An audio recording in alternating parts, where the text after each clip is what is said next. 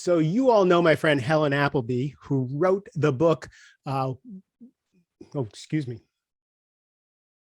traveling since early this morning. Start again. So you all know my friend Helen Appleby, who's actually hosted the show before. She wrote the book, The Unwritten Rules in Women's Leadership. I give that book out. I tell men to listen to what Helen has to say because it's just really good stuff. It's the stuff that you weren't taught when you went to college and when you started your career. I always longed for a version for regular people, meaning those of us who are not women trying to climb the corporate ladder. And I ran into a friend of Alyssa Cohn, who was on the podcast a few weeks ago, Mark Hershberg. He wrote the book that's going to teach you how to work your career and all the things that you weren't taught before. I love the book. I read it on the plane on the way back from my last speaking gig, and I'm really fascinated. So officially, Mark Hershberg is the author of the Career Toolkit, Essential Skills for Success That No One Taught You. He's educated at MIT, so he's a really smart guy. He plays chess. He likes Star Wars. He's that kind of guy. He's a brainiac. So we're going to enjoy picking that brain. He spent his career launching and fixing new ventures and startups, Fortune 500s, and academia. So he's been all over. He's developed software languages, marketing materials, new authentication systems. He's tracked criminals on terrorists on the dark web. He is a bright guy. He helped create the Undergraduate Practice Opportunities Program, MIT's Career Success Accelerator. You're getting the idea of who this guy is. He's been there, done that, bought the t-shirt. He's just not writing a book so that he can get famous. He's been there and he's seen what's happened both in corporate America and in the startup culture with who's coming in as far as personnel. And he's dedicated to helping develop people. So I asked him to be on the program today, and he knows he's got a little gray in his hair. I got all the gray in my beard. He knows my listeners are already a little long in the tooth in their career and trying to figure things out. So we're going to take some of the stuff that he wrote about and that he has an expertise about and talk to you and help you navigate the next chapter in your career. Mark, thanks for being here. Thanks for having me on the show. It's my pleasure to be here today. I told you at some point you would get a chance to talk, and I get a little long-winded when I'm excited about having a guest here. We got to talk beforehand, and it's really nice to see that the reason that you're doing this, the reason that you wrote this book, and the reason that you're on all these podcasts isn't because you need to make a name for yourself and you need to make money. So you came up with these leadership things. You saw a problem in all the organizations that you're working in, right? And you saw something that was lacking. Can you talk about that? Like what compelled you to move your career in this direction? Yeah, in fact, unlike many people of books like mine, I don't consult on this stuff. I have my day job. I'm a CTO and I build companies. And that's really what got me to here. Because when I started my career early on as a software engineer, I said, I want to become a CTO. And as I looked to understand what that meant, it wasn't just being the best engineer. Just like the CFO isn't the best accountant, the VP of sales isn't necessarily the best salesperson. There are all these other skills you need in that leadership role. Leadership, communication, networking, negotiating, team building, but no one ever teaches us these skills. So I realized I had a shortcoming. I had to train myself in these skills. Now, we didn't have great podcasts like this back then, so it was a tougher journey. And as I developed them in myself, I realized these skills are not just for executives. They are for everyone in the company. So I began to upskill my team. And as I was training them up, MIT had been surveying companies and found these are the very same skills companies want across the board, not just for engineers, not just for new college grads, but for everyone. So MIT wanted to address this by creating our Career Success Accelerator class. When I heard about that, I reached out. I said I had developed some materials. I'm happy to share it. I thought I'd just be giving them content, but they asked me to help create some of the modules and then stay and teach the class, which I've been doing now for over 2 decades. I said, this is not just for MIT students. How do we reach more people? And that's what led to the book and the app.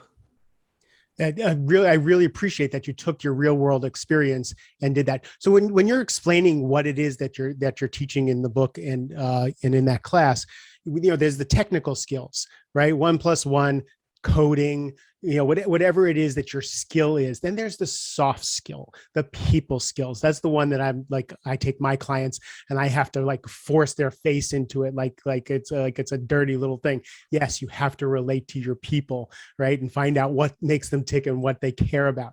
But you talk about this as like firm skills. And I've been in the coaching business for a while now. I've never even heard the difference. I've heard soft skills and I've heard the hard skills and the technical skills, but I've never heard firm skills. So when you're talking about these things, can you explain a little bit more why these are firm skills? Why you use that term for it? It was a term created by a former director of the program, Susan Luperfoy. And the term serves two purposes. One, it's a play on words. It is for when you work at a firm. It has that corporate double entendre. But soft skills has always felt wishy-washy. They always felt like they're just not as important. But in fact, these are critically important, sometimes even more important than our traditional hard skills. And they really can be learned. People think soft skills, well, you have it or you don't. In fact, every one of these skills, they are learnable. They're teachable, they're learnable. And so it's important to take that mentality and say, these are skills like hard skills we can learn and develop. Yeah, cool. So let's just backtrack a little bit. So we've been hearing about the Great Resignation, right? We're hearing about how people are having trouble finding and retaining good talent. When I'm talking to all my clients on with their leadership, some of the things that they're having trouble with is the employee field isn't the same as it used to be. Some of them like are investment banks and things like that, and people just don't want to sell their souls for a career anymore, right? It just seems to be there's less and less people who want that almighty dollar and are willing to sacrifice everything. So they're having to rethink how they hire, who they hire, what they offer the people they hire. What are you seeing in the job market, both for hiring and then for people who are looking for work? You're spot on. That old mentality going back 40, 50 years of if I offer you enough money, you will take the job. People are saying it's not just about money. It's about work-life balance. It's about corporate culture, engagement, alignment to the mission. In fact, a lot of the times I've done hiring because I hire a lot in tech and I'm always outspent by Google and Amazon and others. I can't win on money.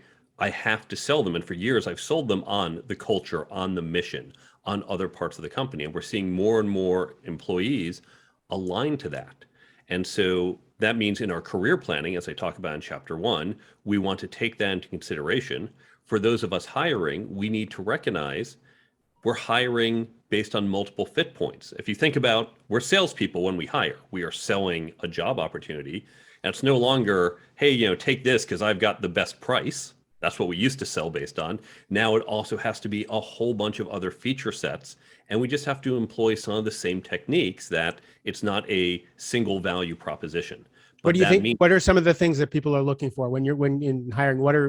What's attracting people to your company and other people's companies?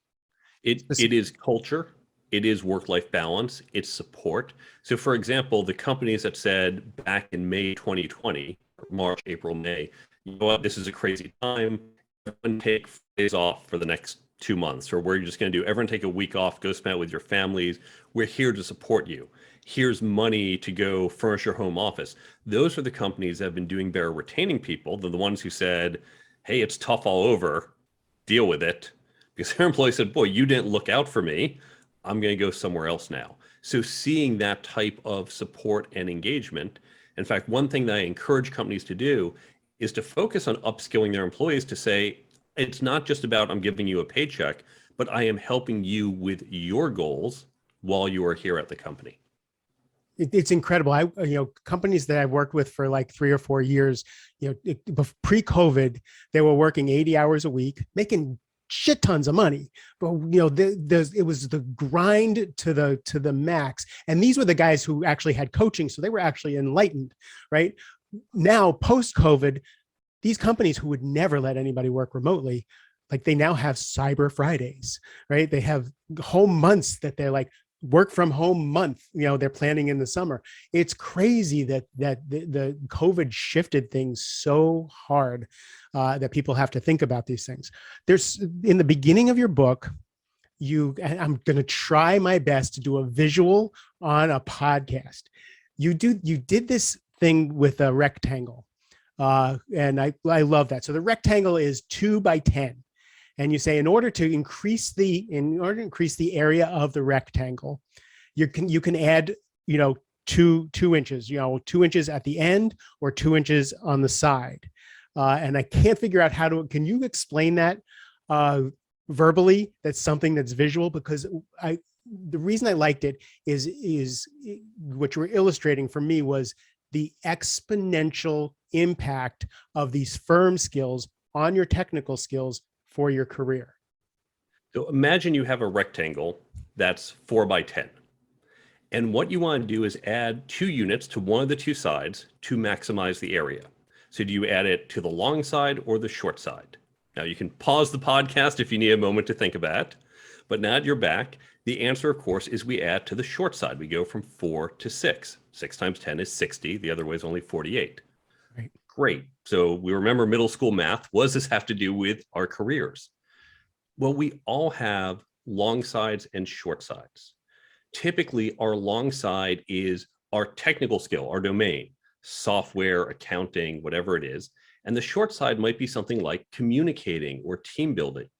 Now, think of that stereotypical person who might be deeply technical. I don't just mean software, although we commonly see it in that case. Someone who really knows her or his industry and discipline, but just can't communicate to other people. Think of like that technical person, like, well, at AWS, we have a problem scaling the database because the OLAP system isn't going to talk to the relational database. What does that mean? And the person might be technically correct, but no one understands what's being said. That person isn't very effective. That long side is limited by the short side. Now, we all focus on extending that long side, and we have to. In technology, if I don't pay attention, I become a dinosaur, keep up with new accounting rules, new marketing techniques. But by focusing on our short sides, by putting just a few extra units on the short side, we expand our overall area. We amplify the capabilities of that long side by this other talent. And so all of us need to remember that we have to keep working on our long sides, but unit for unit, we get a better ROI when we focus on our short sides. That is the difference between a genius and a guy with ADHD explaining the same thing. That was brilliant. It reminds me of back when I was a high-tech sales guy. I was always looking for a sales engineer, right? So I was always poaching my customers for sales engineers. So if I found someone who was really technically savvy, who could actually communicate, who could actually foster relationships and do those other things, then 1 + 1 equaled 8, right? For me. And so those soft skills just took the technical skills so much further. So you're saying that that's the same thing in your career. When people are let's take today's world. People are in corporate America and they want to move up. So let's say, I'm in my 40s. I've been working my ass off. And, one of the things you said in your book, which I really call, Helen calls it visible work, because women tend to not promote themselves, not talk about what they do. Men tend to talk about it a little bit more. But because it's in your book, I coach so many people who think that their work should just speak for itself. Right. I work hard. The product, the quality of my work should speak for itself, and I should get promoted because of that. And you blow a hole right in that. And you say that you need some of these firm skills in order to get ahead, even if you're good at what you do. Right. Absolutely. Now, I tend to fall on that side of the spectrum as well. Personally, I just think good work, hard work. That's what I did in college. If I wrote a good term paper, if I got a high score on the test, the professor saw, and I got rewarded with a good grade. But our bosses aren't like professors. They're a lot busier. They don't have time to see all the details. They just want that final report and don't realize you did 80% of it, not your peer. And she or he just doesn't have time to dig into those details. It's made all the worse by the fact that we are now virtual or semi-virtual. And by the way, I've been running teams around the globe for decades. I ran a virtual company going back into 2017. So I've had experience with this. We have to be all the more intentional on what we communicate when we're spending less time in the office about here's what I did, and socializing our work, both to get the word out and to make sure we get credit. Now, of course, there's a fine line between, hey, everyone, look at me, I'm awesome, versus, hey, here's something I just delivered. Hopefully you can find it helpful. So that's cool. So you, again, how do you figure that out? That I coach on this all the time, that fine balance, because you can't keep your work to yourself, and nobody wants someone who's, all about me. When I go get a 360 review back, it's like, it's all about them. It's all about them. It's all about them. So how do I get that balance? How do you suggest people walk that line of making sure they're seen, but not putting the spotlight on themselves? There's no do this and magically which is what I love about all these skills, because there is no formula. There's no simple checklist that always works. And for this, it comes down to understanding different perspectives. Now, my writing in this area was heavily influenced by the book Survival of the Savvy. And in fact, throughout my book, I reference other sources if you want to go deeper, and that's one of them on this. You're very studious about that. Credit goes exactly where it belongs on every page of your book. Really nicely done. Because a lot of what I've learned came from other wonderful people. In this case, they have a wonderful framework where they talk about a political spectrum from less political to more political. And those of us on the side saying, well, let our work speak for itself, we're on the less political side. And we normally think, ooh, those political people, yeah, that's wrong. That's icky. They're getting ahead through connections. Oh, it's a badge of honor. I don't play politics. But politics, here's how I explain it. Think about politics in terms of governance, in terms of when we go and vote. You can say, hey, I don't play politics. I'm not going to the poll. I don't want to engage in that game. Well, that's your choice. But guess what? Someone is getting elected, and someone is going to be passing laws that impact your life. You're just making a decision whether you want your voice to be part of it or not, but you're not immune from the consequences. The same thing is true at work. You can say, I don't play politics. That's fine, but politics will happen. Now, just like politics in terms of social governance, it's not inherently bad. Sure, there's plenty of bad people in politics, but there are also good people and good things happen. Likewise, corporate politics, it can be used for good. It's not inherently evil. Think about networking. Networking used badly, it's nepotism. It's jumping the line and having unqualified people get in. But networking, when done effectively, helps us find customers, partners, jobs. So it's just in how we use it. I always say a knife is a tool. And when used by a surgeon, it saves a life. When used by an assassin, it takes a life. But a knife is simply a tool. And that's what this really is. That's what corporate politics is. Nicely said. I like that a lot. So there is one thing that you that I haven't heard. Actually, there's two things in your book that I haven't heard before. You remind me of Michael Bungay Stanier. I don't know if you've met him. He wrote the book The Coaching Habit, and you call yourself a lazy manager. I love that. Why are you a lazy manager? This comes from Frank. I'm blanking out his name. The guy from Cheaper by the Dozen, the famous time and motion expert, who said he looked for lazy workers. He looked for a bricklayer and said, well, there are bricklayers who have to keep walking over and grabbing more bricks, but the lazy one just carted all the bricks over so he didn't have to keep walking back and forth. Obviously more efficient. I realized, yes, I want to be lazy. And within tech, we always talk about the lazy programmer is the one you want. You do it once, fine. The second time, just automate it. I don't want to keep doing it. Right. But we have to take that mentality no matter what our role is. And in fact, when I look at my job, every time I have to make a decision, it means I had to be there. I had to do that. I couldn't be doing something else. If I can empower my team, whether it's here's the guidelines for making this decision, or teaching them how to think about it, or even if they can get 90% of the way there by letting them do the work, it's like, great, less work for me to do. And it means I can take that time and do something that I can't pass off, something presumably more valuable, more complex, where I deliver more value to the company and customers. So I try to be as lazy as possible. And as an added bonus, what you look at as grunt work, or say, oh, great, yeah, I got to do this again. Probably one of your subordinates says, I can't wait until I get that job and have to do that work. So if you can pass it off, you are not only being that lazy manager is more effective, you are engaging your team and almost rewarding them with what you consider poor work. That concept saved me when I was a sales guy, because I wouldn't put my expenses in for like 6 months at a time. I would get just lambasted by accounting and all that stuff.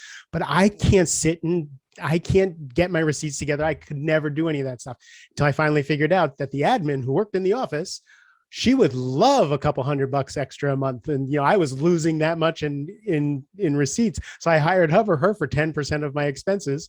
And she was thrilled and was done with it in 15 minutes, where I had to sharpen my pencils, get the right drink, write the right music on, and then still not do it. Right. So it's absolutely great. The other thing I love about the lazy manager is, it takes self-esteem to be the lazy manager.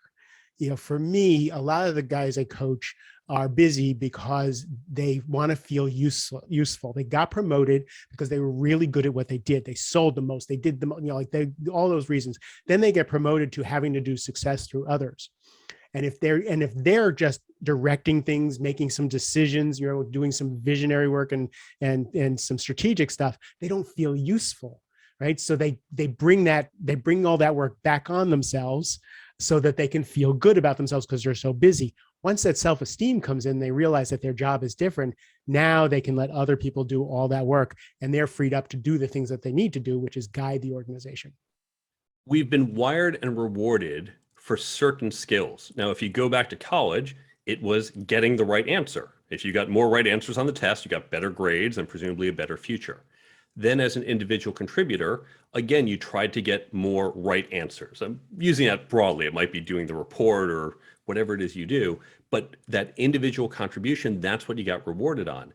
As soon as you take that first step to management, that's probably the most complicated step in your career journey, because suddenly it's not about your contributions. Maybe you're still doing some of it, but about the team.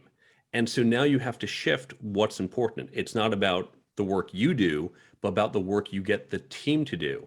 And all your experience prior, every gold star you got, every promotion, every bonus, was not about getting others to do work. It was about you doing your work bigger and better. And then all of a sudden the rules just changed on you. And we get that at some level. Oh, I'm a manager now, but we have years of experience, years of those neural circuits that have not switched over. Yeah, when the nervous system doesn't come along, it really sabotages. I remember talking to a VP of sales at one of the startups that I worked at, and I was thinking about becoming a sales manager. And every time I thought about becoming a sales manager, I would come back to sanity because I made twice as much money as the sales managers, and I had owned my own time.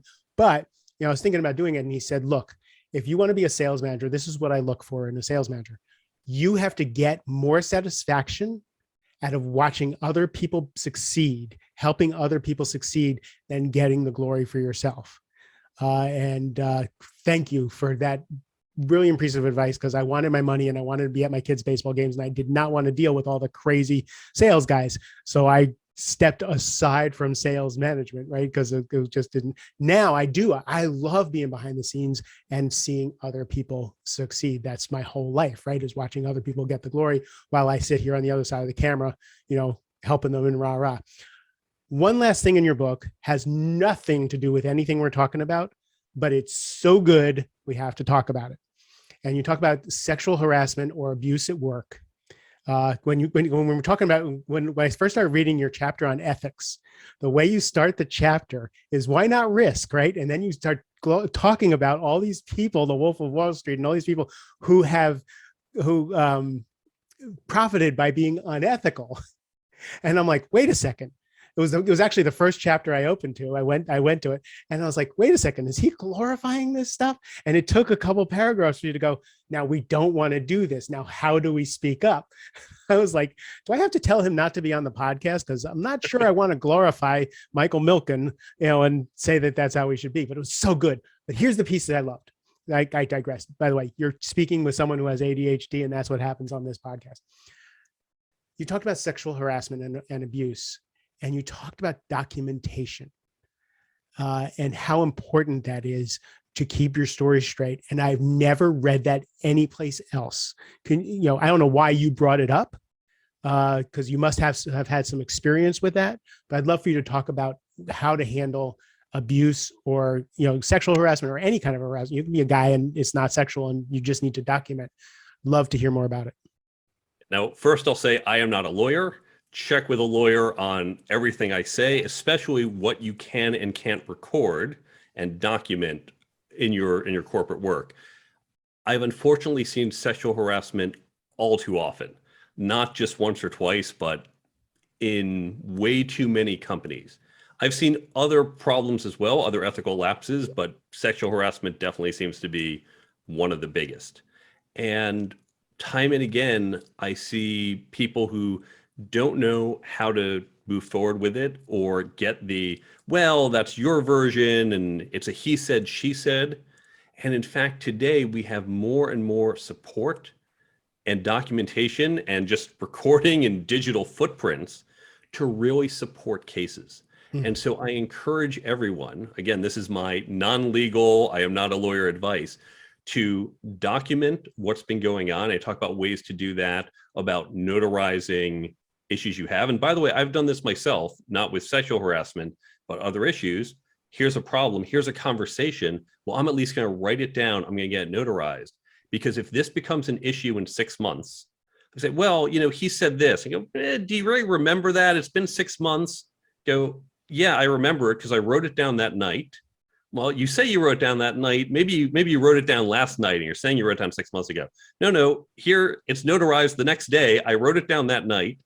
I don't think I forgot it 3 hours after it happened. So I wrote it down as is. I have it notarized. Here's the proof. That strengthens your case, at least morally, even if not legally. And so we need to document what's going on. I also encourage people to sound the whistle, because all too often I see, again, especially with sexual harassment, women say, I don't want to make a big deal. I don't want to really be known that this happened. And it happens to not just you, but someone else. And it's because they know there is silence, that they can keep doing it. But when we join our voices, we are louder. And that's how we can put a stop to unethical behavior of all types. It's interesting because I never really understood the powerless feeling of that. And I'm a grown ass man. I'm 60 years old, right? And I was in an organization. I was working my way through an organization that were really going to help my business. And there was someone there who said they would help me with my business, and they were going to mentor me through the whole thing. And they were the chairman of this committee, right? And we were talking, and we leave, and we agree on how I'm going to get helped. And we get in the elevator, and the dude pushed me against the wall and told me this is going to happen, right? And I'm like, what? And I froze. Like I stood there for a second and I was like, what? And he goes, you and me, this is going to happen. I'm going to help you. And this is going to happen. I know that that's what you want. And I pushed the dude away. And I thought about it because I needed this guy to help me get the thing I needed for my business. Like, and that's that thought for like, if I turn this down, he's not like, he may even badmouth me or something like that. And I just said, this isn't going to happen. There's just no way this is going to happen. Whatever signals you got wrong, like it's not going to happen. And then we get off the elevator and he just looks at me, winks, and walks away. I get in my car and I was shaking. I had to call someone, and I'm a middle-aged dad, right? And I'm like, oh my God, now I get why women are just paralyzed by this, because it can backfire so badly. So I love that you put this in the book. Email it to you. If you can't get it notarized, email it to yourself so you just have timestamps. But keeping those notes so that when the he said, she said, and the back and forth goes on, you are calm, cool, and collected and know exactly what you're talking about. So I appreciate that whole section in the book. You can tell in your book that you care, and I love it. Yeah, I am passionate about all of this. My editor said, your ethics chapter, said I could feel the passion even more so in that chapter. And I think ethics and morality have always been very important to me. And I have been so frustrated just seeing people get away with things over and over. And even the fact that most business books don't even bring up ethics was a problem for me. I said, we have to talk about this. I'll tell you, of the skills, so all 10 skills in the book, I didn't just dream this up one night. These come from surveys done by multiple universities. These are the skills companies say they want. Ethics is on that list, but really time and again, it always seems to be the bottom of the list. It always seems to be an afterthought. Well, and that's a nice to have too. And I think we need to do better. We definitely need to be doing, especially, like we look around in the world and we see people who are unethical getting ahead and being celebrated. And it's really a confusing time for kids and for younger people and older people. It's like, it's at some point, you're like, why shouldn't I play the game like they do? And, because you want to be who you want to be, right? And you don't want to sell yourself for a paycheck. So I appreciate that you put that in there. And I'll give a credit to the Biden administration, because Joe Biden, when he went into the White House, said, we will not tolerate harassment or other bad behavior. And I know of at least one professor who was on a council where there were reports about a hostile work environment. This guy is extremely accomplished, very brilliant, I'm sure, was able to contribute intellectually to what the administration needed. They said, no, your behavior is not acceptable. You are out. And he drew a clear line for unethical behavior. We need more organizations to do that. I'm totally with you. So people want more of you. Where can they find you? You can go to my website, thecareertoolkitbook.com. There you can see where to buy the book, Amazon, other places. You can follow me on social media, get in touch with me for speaking or questions you may have. I have more articles I put out each week. There is a free app from the Android and iPhone stores that go along with the book to help you retain what you read. Of course there is. You're a geek. Of course there's an app. And that's linked from the website. And then there's the resources page with a number of free resources, including how you can develop up your whole team, not just yourself with these skills, but your entire team or department or organization.